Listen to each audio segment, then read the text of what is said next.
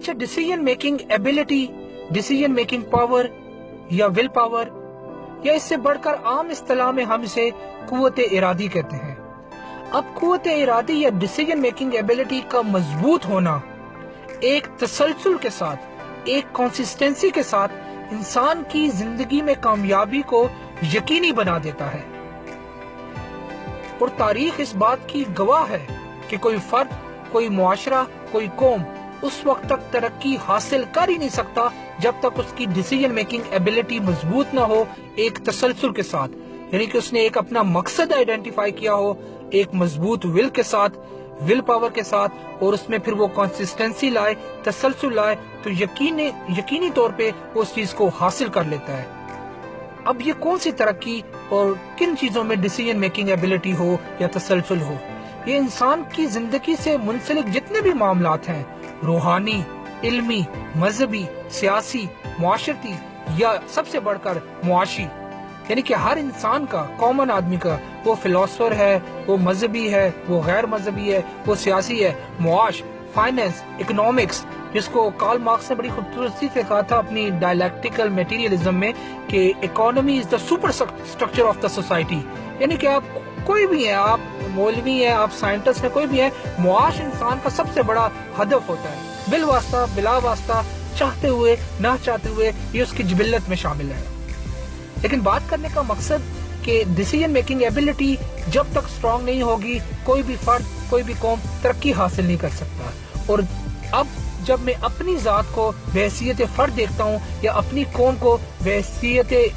مجموعی دیکھتا ہوں، تو مجھے ہر جگہ پہ ڈیسیجن میکنگ ایبلٹی کی کمزوری بھی نظر آتی ہے، اور ایک جو تسلسل ہونا چاہیے، کنسسٹنسی ہونا چاہیے، اس میں بھی ہم کافی لیک کر رہے ہیں، اور اس کا نتیجہ ہر شخص جانتا ہے اور ہر شخص کے سامنے ہے۔ اس کا نتیجہ ناکامی، ڈپریشن، انزائٹی اور ایک کیوس اور کنفیوژن ہے۔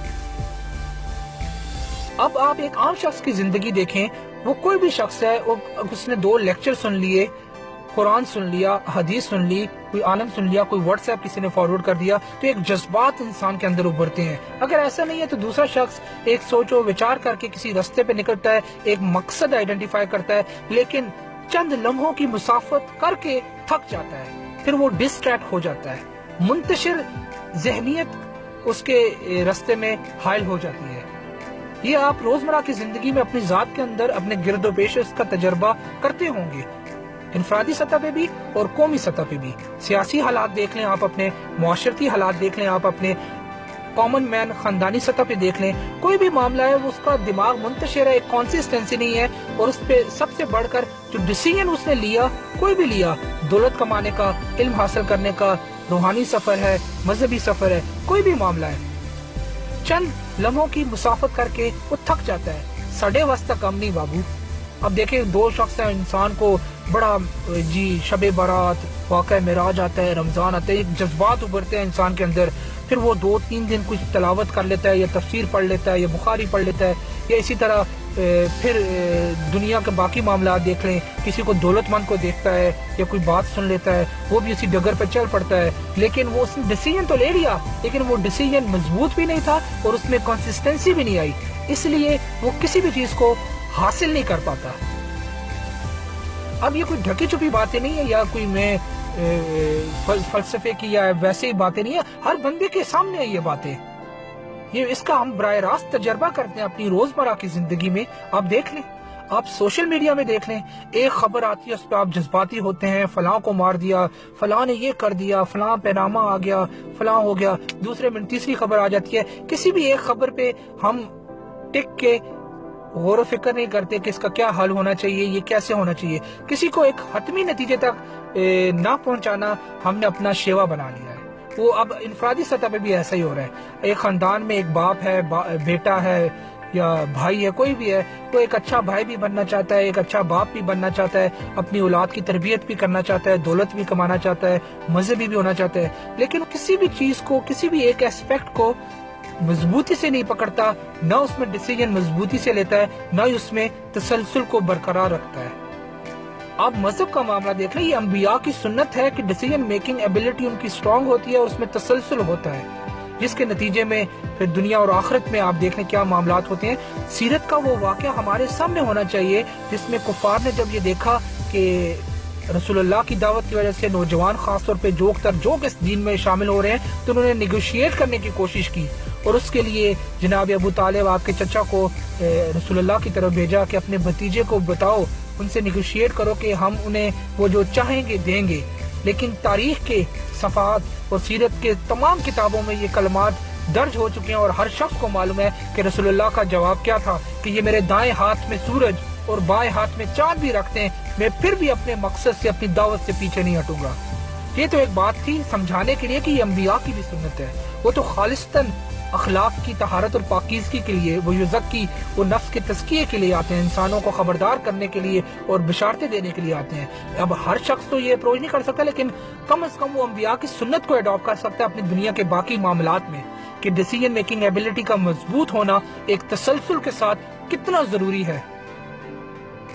تو جب تک ہمارے ان معاملات میں، اس کی ایک اور مثال آپ دیکھیں خاص طور پہ پردیسی لوگوں کی، وہ چاہے برطانیہ، امریکہ، کینیڈا، آسٹریلیا، عرب کنٹریز، باقی یورپین کنٹریز میں آپ دیکھیں، ہر شخص، میں نے 20 لوگوں سے پوچھا، انہوں نے کہا کہ ہم آئے تھے یہاں پہ 5 سال کی نیت سے کہ یہاں پہ آئیں گے، کچھ جمع کریں گے، واپس جائیں گے، نوکری کریں گے، کاروبار کریں گے، لیکن وہ جو ڈیسیژن انہوں نے لیا ہوا تھا، جو مقصد آئیڈینٹیفائی کیا تھا، وہ پورا ہوتا ہوا نظر نہ آتا ہے نہ ہوا۔ اس کی بنیادی وجہ یہی تھی کہ decision making ability, will power weak تھی، اور کنسسٹنسی فیول ہے، وہ بوسٹ کرتی ہے آپ کی اسٹرانگ ول کو۔ یعنی کہ آپ نے ایک ارادہ کیا، آپ اسٹرانگ ول سے یہ نہیں کہ اس کو اسٹیگنٹ ہو وہ روک لیں، نہیں، ورائٹی تو ہوگی، آپ علم کے سفر پہ نکلے، آپ نے ارادہ کر لیا علم کا اسٹرانگ ول سے، پھر آگے اس میں ورائٹی آئے گی، لیکن تسلسل کے ساتھ آپ نے اس کو اچیو کرنا ہے۔ دولت کا ہے، اس میں یہ نہیں کہ آپ نے کوئی ایک کام کیا تو بس ٹھیک ہے آپ کا مقصد پورا ہو گیا، اس میں ورائٹی ہوگی ایک، لیکن تسلسل کے ساتھ۔ لیکن بدقسمتی سے آخر میں یہی بات کروں گا، چاہے میرا دولت کمانے کا معاملہ تھا، علم کا معاملہ تھا، مذہب کا معاملہ تھا، باخدا یہ کوئی ڈھکی چھپی باتیں نہیں ہے۔ ہر شخص اپنے نفس کے فریب کو جانتا ہے کہ نہ میں کسی طور پہ بھی میں مکمل کامیابی حاصل نہیں کر سکا، اس کی بنیادی وجہ یہی تھی کہ میری ول پاور بھی ویک ہے اور مجھ میں کنسسٹنسی بھی نہیں ہے۔ دولت کے معاملے میں بھی، روحانی معاملے میں بھی، مذہب کے معاملے میں بھی۔ دولت آپ نے کما لی، لیکن جو آپ نے خواہش کی تھی، جو آپ نے ڈیسیژن لی تھی، اس کے مطابق آپ نہیں کما سکے۔ علم آپ نے حاصل کر لیا، لیکن جو آپ نے ڈیسیژن لی تھی ایک قوت ارادی کے ساتھ، وہ آپ نے حاصل نہیں کر سکا۔ تو جب تک بات کرنے کا مقصد یہ ڈیسیژن میکنگ ایبلٹی اسٹرانگ نہیں ہوگی ایک تسلسل کے ساتھ، تو انسان اسی کیوس کا شکار رہے گا، اور الحمدللہ یہی کیوس وہ آنے والی نسلوں کو اور جنریشنز کو بھی منتقل کرے گا۔ اللہ تعالی ہم سب کے لیے آسانیاں کرے، اور جو کہا سنا اس پر عمل کرنے کی توفیق دے، آمین یا رب العالمین۔